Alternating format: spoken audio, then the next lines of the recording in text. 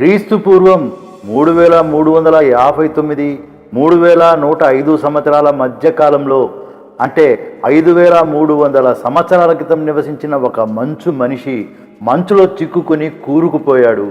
అతని యొక్క శవం ఆ తర్వాత కాలంలో ప్రకృతి సహజంగానే అత్యంత అరుదైన మమ్మీగా మార్పు చెంది ఇటీవల కాలంలో అది బయటపడింది. అక్కడ వివిధ రకాల వాతావరణ పరిస్థితుల్లో మంచు గడ్డకట్టి మరణించిన మంచు మనిషితో సహా ఆ ప్రాంతం మొత్తం కొన్ని వేల సంవత్సరాలు అలా ఘనీభవించి ఉండిపోయింది. ఇప్పుడు అంటే సరిగ్గా 1991 సెప్టెంబర్ 19న సుమారు 5000 సంవత్సరాల తర్వాత ఆస్ట్రియా ఇటాలియా సరిహద్దుల వద్ద ఆల్ప్స్ పర్వతాల్లో ఆ మంచు కరిగి 2 జర్మన్ హైకర్స్కు అక్కడ కొన్ని శిథిలాలు కనిపించాయి. సాహసికులైన ఆ 2 జర్మన్ పర్వతారోహకులు హెల్ముట్ సైమన్, ఎరికా సైమన్లు ఒక మమ్మీని కనుక్కున్నారు.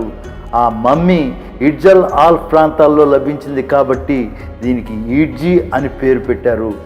ఆల్ప్స్ ప్రాంతాల్లో వాళ్ళు మొట్టమొదట మమ్మీని చూసినప్పుడు అది ఎవరిదైనా ఇటీవల మరణించిన పర్వతారోహకుడి శవమై ఉంటుందని భావించారు.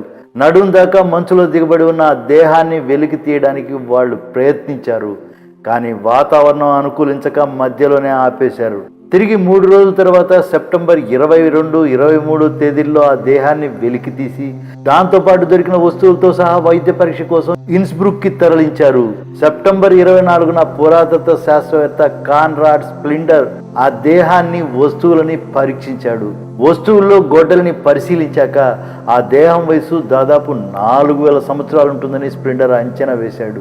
ఇప్పటి అంచనాల ప్రకారం చనిపోయే నాటికి ఈడ్జీ సుమారు 1.65 మీటర్ల ఎత్తు, 50 కిలోల బరువు ఉన్న 45 ఏళ్ల వ్యక్తి అని తెలిసింది. దేహాన్ని వెలికి తీసినప్పుడు దాని బరువు 13.75 కిలోలుగా గుర్తించారు.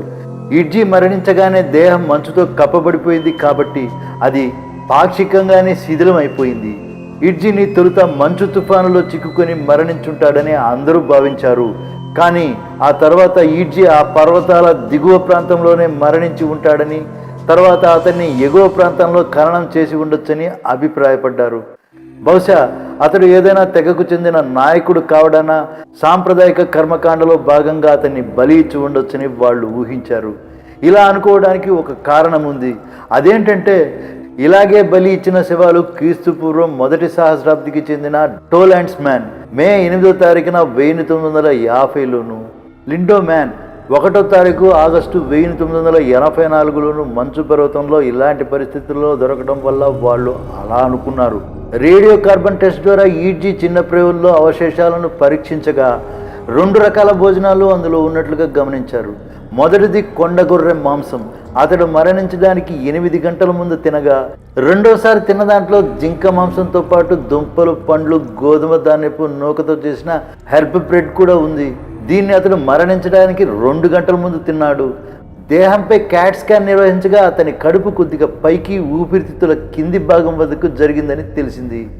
కడుపులో పాక్షికంగా జీర్ణమైన ఐబెక్స్ మాంసపు అవశేషాలు కనిపించాయి. అతడి వెంట్రుకల్లో అధిక స్థాయిలో రాగి కణాలు, ఆర్సెనిక్ కణాలు ఉన్నాయన్న విషయం విశ్లేషించి తెలుసుకున్నారు. పుప్పొడి, దుమ్ము, పంటి పింగాణిలోని ఐసోప్టిన్లను పరిశీలించాక అతడు తన బాల్యాన్ని ప్రస్తుతం ఫెల్డ్ థర్నస్ గ్రామానికి దగ్గరలో గడిపాడని, తర్వాత కాలంలో అక్కడికి 50 కిలోమీటర్ల దూరంలో ఉన్న లోయలో నివసించేందుకు వెళ్ళినట్టుగా తెలుస్తుంది. ఈడ్జీ శరీరంలో రక్త కణాలు ఇంకా చెక్కు చెదరకుండా ఉన్నాయి. ఇప్పటి వరకు కనుక్కున్న మానవ రక్త కణాల్లో ఇవే అత్యంత పురాతనమైనవని తెలుస్తుంది. ఈడ్జీ శరీరం పైన 50కి పైగా టాటోస్ ఉన్నాయి. అతని గొడ్డలి 9.5 సెంటీమీటర్లు, రాగితో దాని కర్ర 60 సెంటీమీటర్ల పొడవుతో తయారు చేయబడి ఉంది. ఈడ్జీ యొక్క ముంగాలి ఎముక, తొడ ఎముక, కటి భాగాలను నిష్పత్తి పరిశీలించాక పర్వత ప్రాంతాలలో బాగా నడవడం అతని దినచర్యలో భాగంగా ఉండేదని నిర్ధారించారు. ఈడ్జీకి 4 కుడిపక్క ఎముకలు విరిగినట్లు సిటీ స్కాన్లు గమనించారు. మరణించాక బోర్లా పడి ఉండటాన, మంచు అతని దేహాన్ని నొక్కువేయడాన ఇది జరిగి ఉండవచ్చు. ఈడ్జీ వద్ద లభించిన ఇతర వస్తువులలో ఉన్న రాగి గొడ్డలి చాలా ఆసక్తికరంగా ఉంది. ఆ కాలంలో గొడ్డలి ఒక ముఖ్యమైన పనిముట్టు అయి ఉంటుంది. దాన్ని కలిగి ఉండటం ఒక హోదాకు సూచిక కూడా అయి ఉండవచ్చు.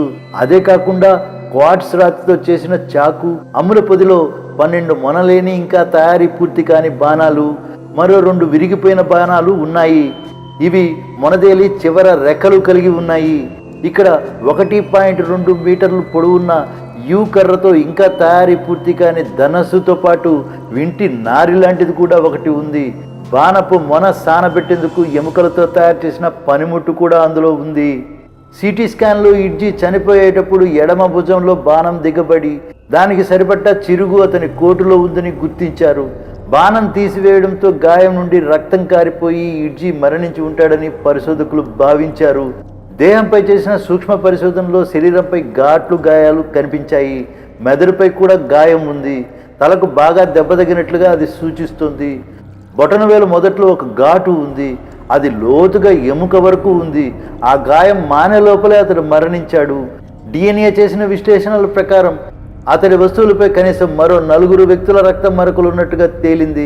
కత్తిపైన 1, బాణం ముళ్ళు పైన 2, కోటు పైన 4ది ఉన్నాయి. ఈ వివరాలను బట్టి ఈడ్జీ 2 సందర్భాల్లో ఒకే బాణంతో 2ని చంపాడు. తిరిగి వాళ్ళ శరీరం నుంచి బాణాన్ని బయటికి లాగేశాడు. తన మిత్రుడొకడు గాయపడగా అతన్ని మోసుకెళ్ళి ఉంటాడు. అప్పుడు ఆ వ్యక్తి రక్తం ఈడ్జీ కోటుకు అంటుకుని ఉంటుంది.